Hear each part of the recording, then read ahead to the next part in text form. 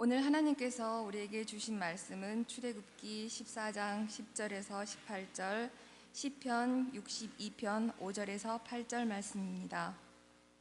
먼저 출애굽기 14장 10절에서 18절 말씀입니다.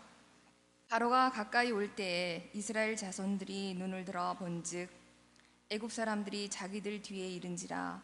이스라엘 자손이 심히 두려워하여 여호와께 부르짖고 그들이 또 모세에게 이르되 애굽에 매장지가 없어서 당신이 우리를 이끌어내어 이 광야에서 죽게 하느냐? 어찌하여 당신이 우리를 애굽에서 이끌어내어 우리에게 이같이 하느냐? 우리가 애굽에서 당신에게 이른 말이 이것이 아니냐? 이르기를 우리를 내버려 두라.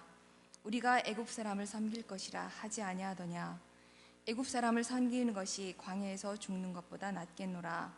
모세가 백성에게 이르되 너희는 두려워하지 말고 가만히 서서 여호와께서 오늘 너희를 위하여 행하시는 구원을 보라. 너희가 오늘 본 애굽 사람을 영원히 다시 보지 아니하리라. 여호와께서 너희를 위하여 싸우시리니 너희는 가만히 있을지니라. 여호와께서 모세에게 이르시되 너는 어찌하여 내게 부르짖느냐? 이스라엘 자손에게 명령하여 앞으로 나아가게 하고 지팡이를 들고 손을 바다 위로 내밀어 그것이 갈라지게 하라. 이스라엘 자손이 바다 가운데서 마른 땅으로 행하리라. 내가 애굽 사람들의 마음을 완악하게 할 것인즉 그들이 그 뒤를 따라 들어갈 것이라. 내가 바로와 그의 모든 군대와 그의 병거와 마병으로 말미암아 영광을 얻으리니 내가 바로와 그의 병거와 마병으로 말미암아 영광을 얻을 때에야 애굽 사람들이 나를 여호와인 줄 알리라 하시더니. 시편 62편 5절에서 8절 말씀입니다. 나의 영혼아 잠잠히 하나님만 바라라. 물은 나의 소망이 그로부터 나오는도다. 오직 그만이 나의 반석이시오 나의 구원이시오 나의 요새이시니 내가 흔들리지 아니하리로다. 나의 구원과 영광이 하나님께 있으며 내 힘의 반석과 피난처도 하나님께 있도다. 백성들아 시시로 그를 의지하고 그의 앞에 마음을 토하라. 하나님은 우리의 피난처시도다. 셀라. 하나님께서 이 말씀을 통해 우리에게 은혜 주시기를 원합니다. 아멘. 가만히 있으라. 설교 제목을 이렇게 잡고 나니까 우리 진도로 마음이 가고 텅 빈 체육관에 아직도 돌아오지 못하는 자녀들과 가족을 기다리고 있는 그 아픈 마음, 슬픈 마음이 저의 마음에 있습니다. 오늘 말씀 같이 나누기 전에 우리 함께 잠깐 기도하죠. 기도하는 가운데 가족들이 돌아올 수 있도록 슬픔과 아픔이 너무 길어지지 않도록 하나님께서 위로와 자비를 베풀어 주시도록, 그리고 다시는 이런 일들이 우리 곁에서 일어나지 않도록 우리 잠깐 기도하겠습니다. 사랑의 주여 하나님, 시간이 50여일이나 지났음에도 불구하고 분주하고 바쁜 삶이 있었음에도 불구하고 우리의 삶의 한켠에, 우리의 마음 한구석에 아직도 진도와 백목항 그리고 세월호의 슬픔과 아픔은 여전함을 느낍니다. 바쁘게 살아가도 문득 떠오를 때 가슴이 무너지는 것 같고 아프고 이래서는 안 되겠다고 하는 마음까지도 생깁니다.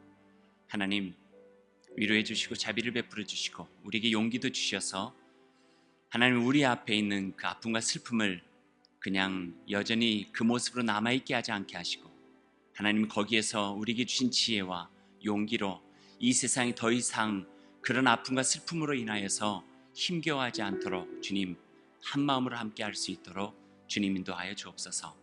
우리가 할 수 있는 일들을 주님께서 가르쳐 주시고 깨달을 수 있도록 도와주시고 함께 협력하여 하나님께서 이루어가고자 하시는 하나님의 그 선한 나라, 샬롬의 그 나라, 은혜의 해를 우리가 선포하며 그 일을 위하여 땀 흘릴 수 있도록 주님 함께하여 주옵소서. 이제 주님의 말씀을 듣겠습니다. 들려주신 그 말씀으로 인하여 우리 마음속에 새 힘, 생명의 힘을 얻을 수 있도록 도와주시고 주님께서 우리를 통하여 역사하시는 하나님의 귀한 은혜를 경험할 수 있도록 주님 인도하여 주옵소서. 예수님의 이름으로 기도하옵나이다. 아멘. 편지 한 장 먼저 읽어 드릴게요. 사랑하는 교우들에게 2013년 9월 19일 늦은 저녁에 캐나다에 있는 딸로부터 아들이 아파서 응급실에 실려갔다는 소식을 들었습니다. 그 순간 내가 할 수 있는 것은 공간과 시간을 주관하시는 주님께 드릴 수 있는 기도밖에 없었습니다. 캐나다에 도착한 후에 중환자실에 있는 아들을 보는 순간 그 아들의 고통이 내게 전해지고 혼자 아파트에서 수십 시간을 의식 없이 아파하며 외롭게 두려워했을 아들의 모습이 저를 무너지게 했습니다. 옆에서 딸 아이가 엄마 쓰러지면 안 돼 라며 나를 부축해 주었고 있는 힘을 다해 침대에 누워있는 의식 없는 아들의 손을 잡고 기도했죠. 주님, 나의 사랑하는 아들을 일으켜 주시고 의식을 찾게 해 주세요.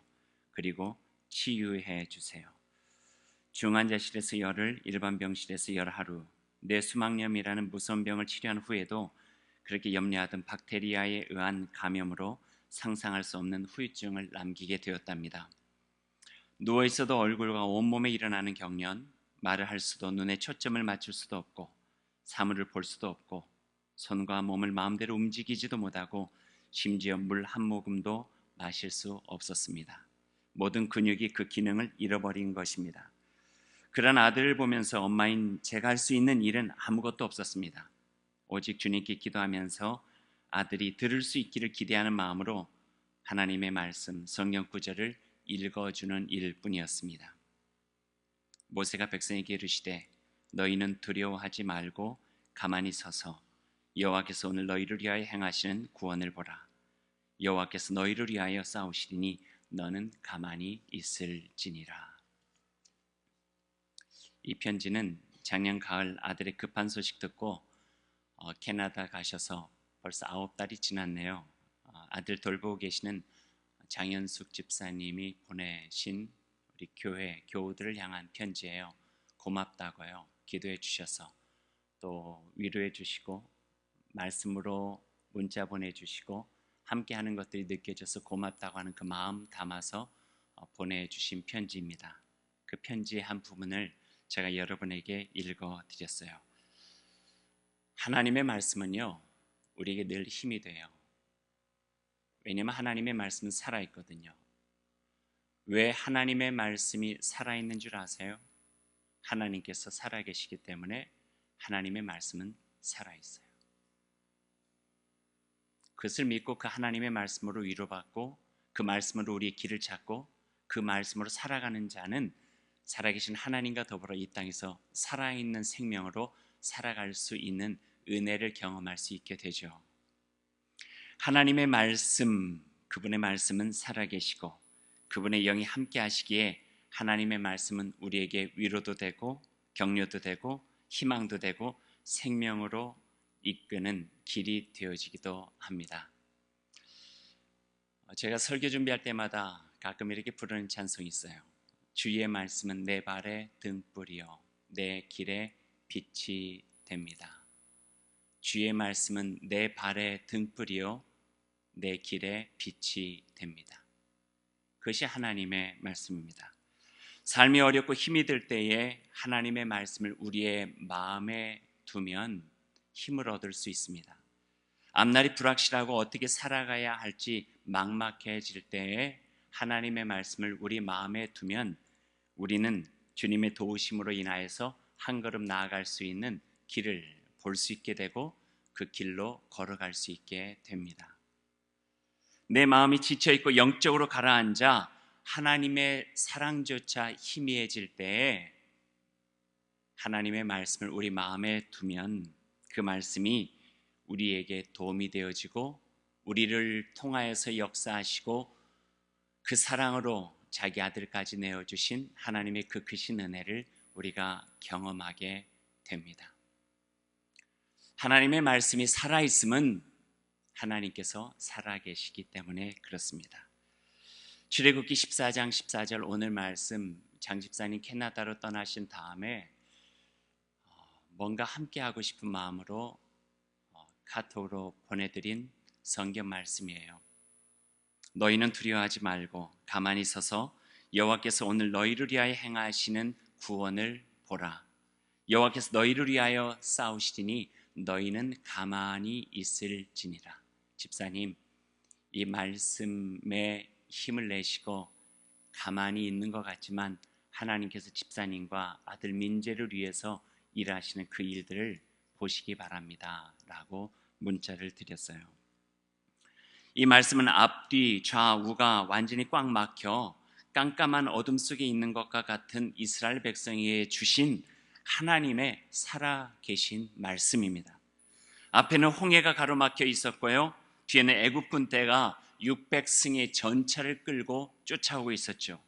눈앞에 펼쳐진 긴박감과 위기 앞에 이스라엘 백성이 할 수 있는 일은 아무것도 없었어요. 원망과 불평, 후회감만 막심했죠. 그냥 하나님께 부르짖을 수밖에 없었던 그들 가운데 믿음을 가지고 모세가 하나님의 말씀을 가슴에 담고 그 백성들 앞에 서게 된 거예요. 서서 원망하고 불평 있고 두려워 불안해하고 있는 그 백성에게 주신 말씀이 바로 오늘 이 말씀입니다. 사랑하는 백성들이여, 이 말씀을 들으십시오.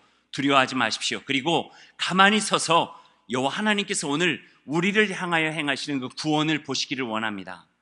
여호와께서 여러분을 위하여 싸울 것이니 여러분은 가만히 서서 그분이 행하시는 일을 보시기를 원합니다. 모세에게는 그런 믿음이 있었어요. 눈앞은 캄캄했지만 호렙산에서 40년 동안 죽은 것처럼 살아왔던 자신을 불러주시는 하나님을 향한 믿음이 있었어요. 손에 들려진 것은 지팡이 하나밖에 없었지만 그 지팡이 하나로도 하나님께서 그 이스라엘 백성을 구원해 주신다고 약속해 주신 하나님을 의뢰할 수 있는 그 믿음이 모세에게는 있었어요. 구름 기둥과 불 기둥으로 우리를 인도해 내신 하나님께서, 약속의 땅으로 인도해 주시겠다고 약속하신 하나님께서 결코 홍해 앞에서 600승의 전차 앞에서 이렇게 죽게 내버려 두시지 않는다고 하는 그 확신이 모세에게는 있었어요. 그래서 그 이스라엘 백성 앞에 서서 말씀을 할 수 있는 거예요. 여러분, 두려워하지 마십시오. 가만히 서서 여러분을 위하여 하나님께서 어떤 일을 행하실지 여러분 바라보십시오. 히브리서에는 모세의 믿음을요, 보이지 않는 것을 보는 믿음이다 이렇게 표현하고 있어요. 믿음은 보이는 것을 보는 것이 믿음이 아니에요. 보이지 않지만, 불확실하지만, 불가능해 보이지만, 아무런 일도 일어날 것 같지 않지만 그걸 넘어서 살아계신 하나님께서 분명히 계시기에 무엇인가 하나님께서 일하신다고 하는 것을 믿는 것이 믿음이죠. 그 믿음을 모세는 가지고 있었대요.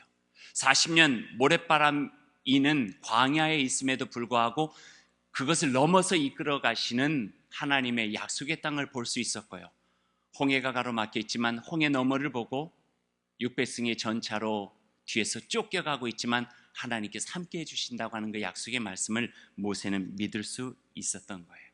그 믿음은 두려움을 넘어설 수 있었고, 불안함을 넘어설 수 있었고, 절망을 넘어서서 희망을 바라보고 무언가 할 수 있는 일들을 만들어갈 수 있게 되었죠. 그리고 하나님께서 어떤 일을 하실지 기대했어요. 그러니 하나님께서는 모세에게 말씀해 주셨어요. 네가 가지고 있는 것이 무엇이냐? 이 지팡이입니다. 지팡이를 들어서 바다를 쳐라. 홍해가 갈라지고 마른 땅이 나타나고 거기를 걸어갈 수 있었던 하나님의 놀라운 일들을 경험할 수 있게 되었던 것입니다. 저는 오늘 말씀이 너무 좋습니다. 왜냐하면 믿음이 필요할 때가 있거든요. 나의 힘으로, 나의 상식으로, 나의 생각으로 안 될 때가 있거든요. 불가능하다 여겨질 때가 있거든요. 내가 할 수 있는 일이 무엇일까 무기력하게 느껴질 때가 있거든요. 그때 가만히 서서 하나님을 의뢰하고 하나님께서 내게 들려주시는 그 말씀을 들어야 하기에 저는 이 말씀이 너무나 좋습니다. 저만 좋을까요? 우리 모두가 다 이 말씀을 좋아하셨으면 좋겠어요. 오늘 말씀을 좀 더 보죠.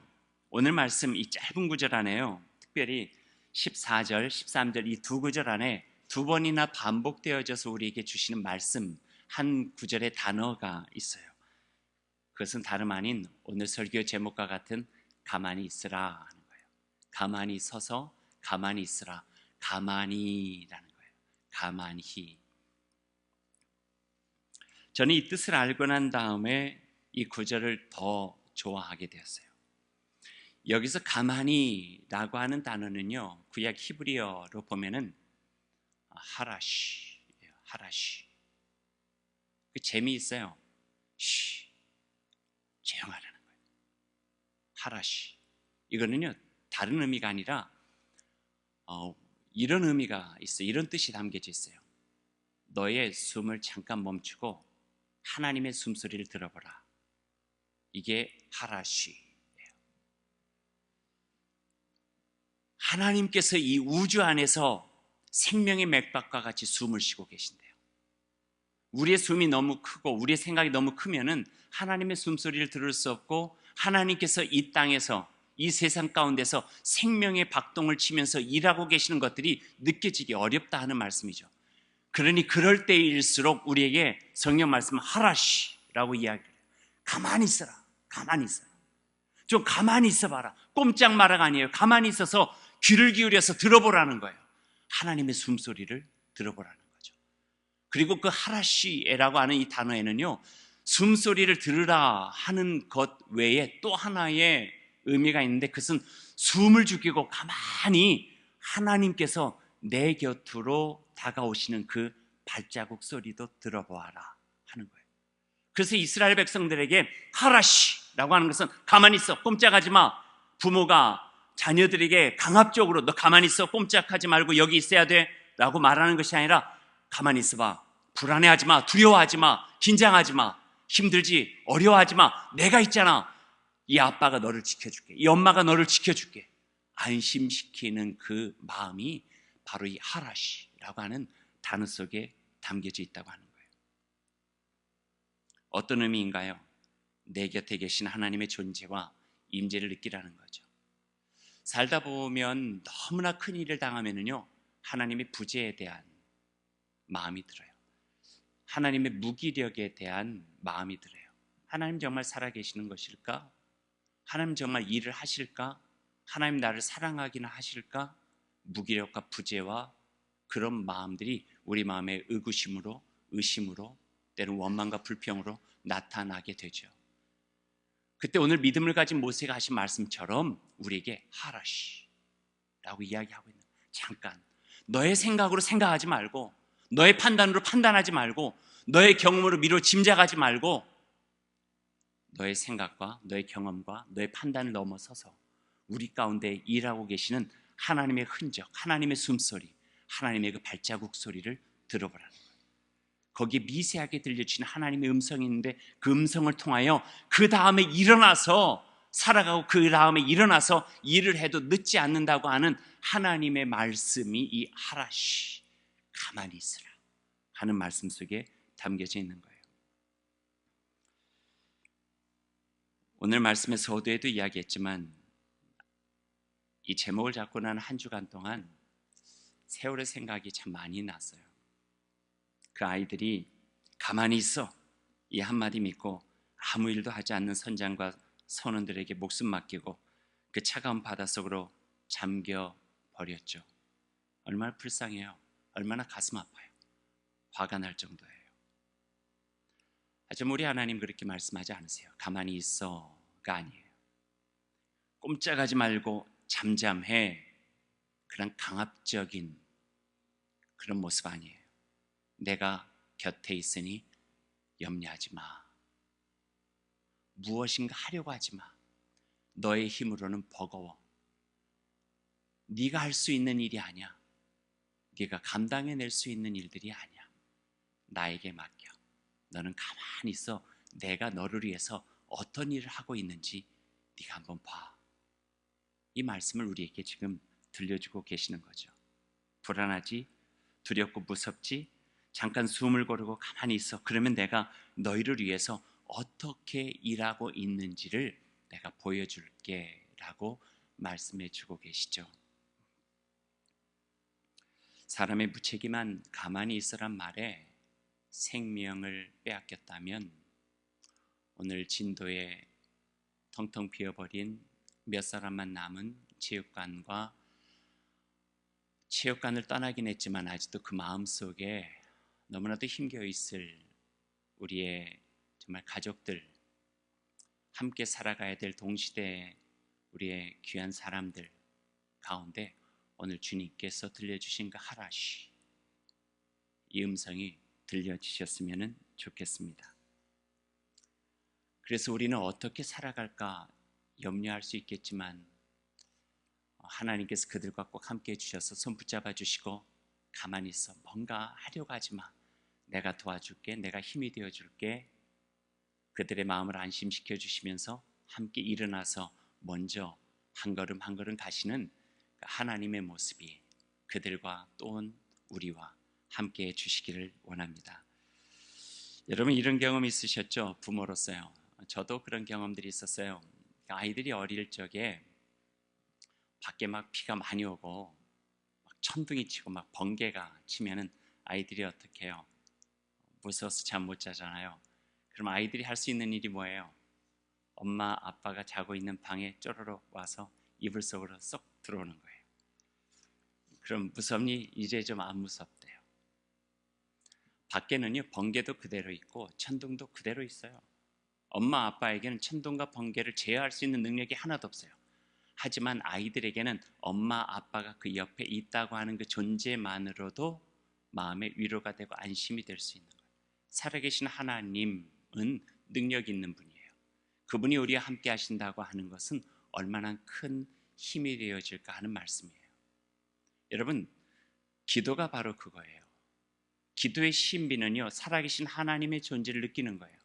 우리는 홀로가 아닙니다. 하나님께서 우리와 함께 하십니다. 그러기에 우리는 손을 모으고 무릎을 꿇고 하나님께 기도할 수 있는 거예요. 그 기도 가운데 우리는 가만히 있는 것 같지만 우리의 기도를 들어주시고 일하고 계시는 하나님의 그 존재감 때문에 우리는 마음이 위로를 받고 편안해질 수 있고, 일어난 다음에 하나님이 나와 함께 하신다고 하는 그 믿음을 가지고 새로운 삶으로 살아갈 수 있는 또 한 번의 힘을 얻을 수 있게 되는 것이죠. 이게 바로 예배예요. 예배 가운데 삼위 하나님의 존재를 경험하는 일이죠. 하나님을 느끼고 그분의 너른 품에 앉아서 그분의 아이가 되어지는 거예요. 그것이 바로 하나님께서 우리에게 허락해 주시는 하라쉬의 은혜예요. 민재 청년 이야기를 조금 더 하죠. 장현숙 집사님 그리고 우리 조순노 집사님의 아들이에요. 얼마 전에 민재가 입원해 있는 재활병원에 소식지가 나왔어요. 그 소식지를 제게 보여주셨어요. 소식지를 보니까요, 중간에 아주 큰 두 면으로 두 장의 사진과 함께 민재의 스토리가 굉장히 길게 적어져 있었어요. 15년 이상 한 번도 이런 일이 없었대요. 기적과 같은 일들이. 그 아들의 환자의 나으려고 하는 의지도 큰 힘이 되어졌지만 그 곁에서 간호하는 엄마 아빠의 그 태도가 이러한 기적을 만들어낸 큰 힘이 되었다고 그 기사에는 이야기하고 있었어요. 하나의 사진은요, 물 한 모금도 넘길 수 없었던 민재가 아주 늠름하고 잘생겼어요. 건강한 모습으로 그 운동하는 기구 앞에 서가지고 찍은 그 사진 한 장과요, 또 반대편에 있는 사진은 그동안 옆에서 간병해준 엄마에게 너무 고맙고 감사하다고 엄마에게 큰 선물을 주고 싶다고 해서 그 아들 민재가 엄마를 등에다 업고 한 걸음 한 걸음 걸어가는 그 모습이 찍혀져 있었어요. 저는 조순 집사님 보여주셔서 그걸 동영상으로도 봤어요. 아주 감동적이에요. 집사님 저에게 편지해 주시면서 이렇게 말씀하셨어요. 하나님께서 하셨습니다. 그러기에 어렵고 힘들고 세상이 깜깜하게 변해버린 그런 순간이었지만 그 속에서 하나님께서 비춰주시는 비출기를 볼 수 있었습니다. 세상의 화려한 빛이 아니라 하나님의 비출기를 붙잡고 살아갈 수 있는 은혜를 경험하게 되었습니다. 이 말씀을 저에게 해주셨어요. 하라시, 가만히 있으라는 거죠. 그리고 하나님의 숨소리를 들으라는 것이죠. 우리 곁으로 다가오는 하나님의 그 발자국 소리를 들으라 하는 것입니다. 이제 말씀 맺죠. 여러 해 전에 제가 이런 이야기를 한번 드린 적이 있었어요. 어두운 영화관에서, 요즘은 안 그래요. 뭐 좌석제니까요. 예전에는 어두운 영화관에서 좌석제가 아니기 때문에 빨리 들어가서 자리 잡은 사람이 임자였어요.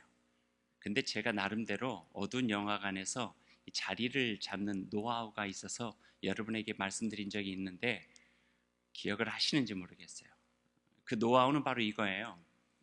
사람이 어두운 데 가면은 잘 보이지 않는 것은 눈이 어두운 데 적응이 되어져 있지 않기 때문에 그렇거든요. 그래서 저는 꽤 과학적이었던 모양이에요. 제가 어린 나이에 영화관에 들어가기 전에요, 그 한쪽 눈을 이렇게 감고 있어요.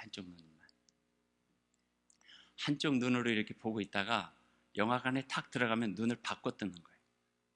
어두움에 적응돼 있었던 눈을 영화관 속에 들어가서 딱 뜨고, 밝은 데 적응돼 있었던 눈을 딱 감아버리면요, 자리가 훤해요.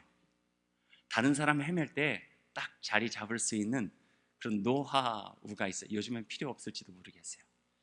하지만 신기하게도 이런 방법은요, 믿음으로 살아가는 우리 인생에게도 그대로 적용될 수 있다는 거예요. 당황스러운 급박스러운 일들은요, 당황스럽게 다가와요. 급작스러운 일은 급작스럽게 다가오고요. 위기는 위기답게 다가와요. 언제 우리가 준비할 틈이 없는 거예요. 준비할 수 있다고 한다면 하라시, 우리 마음에 하나님의 말씀을 준비하고 있는 거예요. 그 상황을 준비하는 것이 아니라 상황을 대체할 수 있는 하나님의 마음, 하나님의 말씀, 하나님의 손길, 하나님의 음성, 하나님의 발자국을 우리 마음에 이렇게 준비하고 있는 거예요. 그러다가 그런 위기의 상황이 오면은 눈을 바꿔트는 것처럼 내 마음에 하나님의 말씀을 기억해내는 거죠. 하나님께서 나와 함께 하신다고 하는 그 믿음의 음성으로 그 일들을 대체해 나가는 거죠. 너희는 두려워하지 말아라. 너희는 가만히 있어. 내가 너희를 위하여 어떤 일을 행하는가 한번 목도해라. 바라봐라. 가만히 있어라. 무책임한 말이 아니라 가만히 있으면 내가 너희들과 함께해서 이 어려움을 이겨나갈 수 있도록 도와주시겠다. 이 말씀이 하라시의 은혜와 능력과 근총이 오늘 우리에게도 있고, 위기 속에 있는 그들에게도 있고, 그분들에게 있고, 그래서 하나님께서 이끌어 가시는 그 하나님의 역사 속에서 함께 살아갈 수 있는 놀라우신 은혜가 저와 여러분 가운데 함께 하시기를 간절히 소망합니다. 기도하십시다. 하나님, 주님께서 들려주신 그 말씀 마음에 새기고 가만히 있어 아무 일도 하지 않는 것이 아니라 주님께서 우리와 함께 계시면서 우리를 통해서 어떤 일을 하시는가 하는 것을 목도하고 다시 한번 기운 차리고 주님의 손 붙잡아 일어나고 온전하게 살아갈 수 있는 주의 자녀 될 수 있도록 주님 함께하여 주옵소서. 예수님의 이름으로 기도하옵나이다. 아멘.